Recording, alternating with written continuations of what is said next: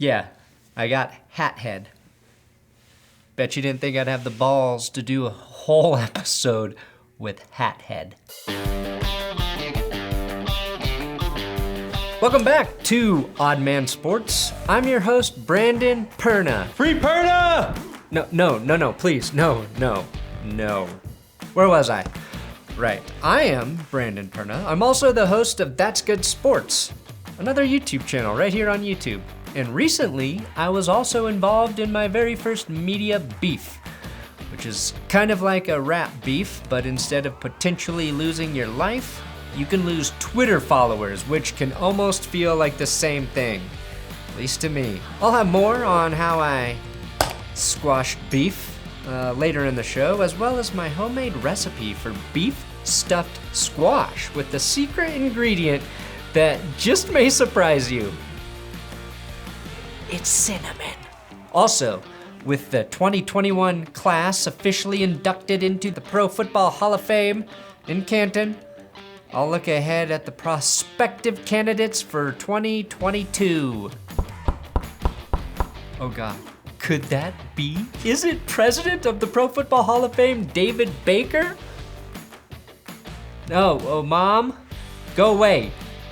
Mom, I'm masturbating, go away. Jesus, which actually masturbating is less embarrassing than recording this show. Dinks and Dunks. The latest star player in sports, not so subtly seeking a trade, appears to be Michael Thomas. On Monday, the Saints wideout tweeted out this not so cryptic message on Twitter. They tried to damage your reputation. You saved theirs by not telling your side of the story. Sounds like a great tagline for a movie. I wonder who he's referring to. I guess we'll never know. Speaking of the Saints, quarterback Jameis Winston, seen here, coming in second in a one-on-one drill with the tackling dummy, had an interesting misspeak regarding the team's 1-2 punch at running back. I would say this offense has enough weapons to be very quarterback friendly. Has to have an elite offensive line, one of the best back tandems in the league. This was surprisingly the second funniest NFL story involving the word tandem, because this is a real thing that exists. A photo of Rex and Rob Ryan riding a tandem bicycle. And while the internet had a good time with it, calling this a Freudian slip, I'm not so sure that's what it was, because a Freudian slip refers to an unconscious desire, and I really don't think Jameis Winston actually wants to have protected three-way sex with Latavius Murray and Alvin Kamara, aka the Wishbone Offense. I mean, maybe he does, no judgment here, but what I actually think is happening is that Jameis just has a habit of jumbling words when he talks. Because this tandem condom mix-up wasn't even the funniest mix-up in his one interview. Because this is what came out when Jameis tried to say deja vu. Visualization is the key, right? Like I'm trying to visualize that thing. I'm trying to make that thing vujade. Vujade. Now, what is causing Jameis's word salad? I have some theories, which I won't share because, in the words of Dak Prescott, I think that's HIPAA. But what I hope more than anything is the case is this. Jameis Winston is just a huge fan of this George Carlin bit. You ever get that funny little, that kind of feeling, that vujade? You know, not deja vu, this is vujade. This is the strange feeling that somehow none of this has ever happened before. Turning to baseball on Sunday night, a Colorado Rockies fan behind home plate appeared to have been caught on mic shouting a racial slur. Thankfully, a team investigation revealed the fan in question was actually saying the D word, as in Dinger, the name of the Rockies mascot. And based on this, just to be safe, Matt Damon now says he's also retiring the word maggot. And finally, a final word on the awkward social media beef everyone is talking about. The one involving two people with a knack for blocking people. That's right, Joel Embiid and Andre Drummond reunited, and it couldn't have been more awkward. That's what they call a classic misdirection. Okay, but I am ready to talk about the recent frustrating episode that spawned from a throwaway joke I made last week, and how it was handled by a much bigger media personality. Here's the joke, which was kind of like the time my wife asked me for the hard salami, but it turned out she just wanted some actual hard bon gusto salami. And 2 days later, in his real-time monologue, Bill Maher made this joke in reference to Andrew Cuomo's sexual harassment allegations. Over in New Jersey, Chris Christie said, you know, when I was governor and I pulled out my salami, it was actually my lunch. 2 salami penis jokes in 3 days? What are the chances? Of course, I was also involved in a confusing back and forth with Pat McAfee, which I addressed on my other show. And really, I don't have anything more to add to that because we already buried the hatchet and digitally came together. Which, now that I'm hearing myself saying that, doesn't sound right at all. But we made up, and there's really nothing more to say. The beef is officially squashed. Free Perna! No, please, God, no. Oh, it's time for Money Talks.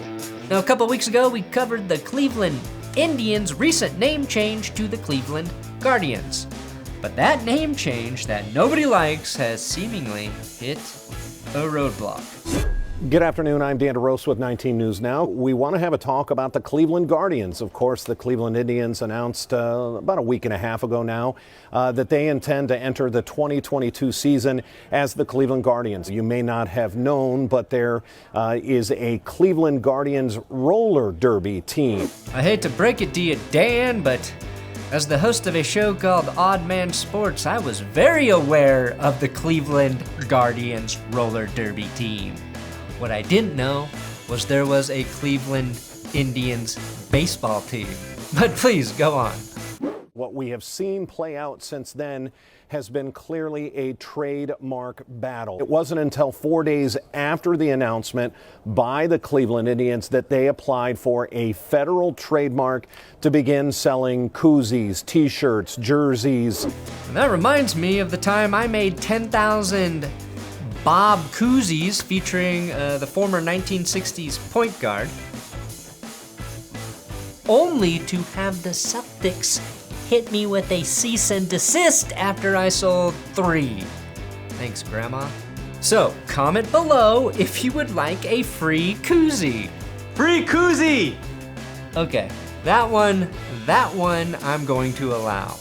Now, for more on the legal intricacies and how this Guardian story might play out, here's Cleveland State Professor of Law, Krista Lazar. Sometimes both sides will recognize, look, the smaller organization, the roller derby team might be happy with just, $100,000 or something like that as a settlement. But we'll have to wait and see who's found to be the junior user, the first user of this trademark, who's going to have the more legitimate rights. So what Krista seems to be saying is, when it comes to the name, one group of people was clearly here first and has a rightful claim. And then, the white man, in this case Larry and Paul Dolan, stormed in, guns a-blazing, and basically just took what they wanted and declared, we own this now. And where this will probably end up is with a token settlement that pales in comparison to the value of what they took. Serious question, did the Cleveland Indians just accidentally reenact the American Indians' origin story? Follow-up question, and in doing so, did they accidentally also just stumble into their new team name? The Cleveland Colonists? You're welcome. And with that $100,000 you're saving, can I interest you in some Bob koozies? May I? Odd man out. Well, the Tokyo Olympic Games are over, and guess what? We are the champions. Not China, not Russia, not British. That's right, the good old US of A finished first in golds, first in silvers, and first in bronze medals. And we also successfully continued our streak of letting Ralph Lauren dress our finest American athletes like French sailors. And speaking of the French, the men's basketball team defeated France 89-84 to win their 4th consecutive gold medal. As for which was my favorite gold medal, the next one. You didn't think I'd go a whole episode without referencing Tom Brady, did ya? And while you may have thought a gold medal was inevitable for a squad stacked with 9 NBA All-Stars, Team USA was no sure thing, at least according to Kendrick Perkins. How confident are you in Team USA? Look, I'm not confident at all to be 100 with y'all. Here's the reality. From a betting perspective, if you wavered at all on taking KD and company after a couple of insignificant early losses, you deserved to lose money. Because there's currently only one person on the planet who can stop Kevin Durant from winning. Like death and rich people not paying taxes, Team USA was a gambling lock. And the only underdog play was the over-under in the final, as in, I'm taking the under, dog, which hit by 2.5. So, how did the disrespected players clap back after their win? In the most 2021 way possible, with Draymond Green asking the Twitter account Old Takes Exposed to quote tweet the doubters. Wow, savage. And on the women's side, Team USA, led by Sue Bird and Diana Taurasi, had an equally easy time securing their 7th straight gold. Name a more iconic duo, asked this ESPN writer. And while Bird and Taurasi are surely highly decorated, I'm not sure they're super iconic. In fact, I'd argue this isn't even the most iconic duo involving Sue Bird, considering she's currently in a relationship with soccer superstar Megan Rapinoe. The same Rapinoe whose 2019 World Cup pose will one day be immortalized in bronze. Meanwhile, the defining image of these curb stomp games will probably be this: Taurasi laughing while holding the ball over a helpless Japanese woman's head. So, while these other nations may like to think of themselves as our competitors, they're really not. Just like I'm not yet in a competition with Pat McAfee. So thanks, Pat, for not posting this simple Photoshop, which would have reminded everyone of that.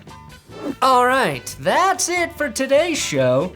Join me next week as we haphazardly throw out neurological disorders for more NFL players that probably aren't true.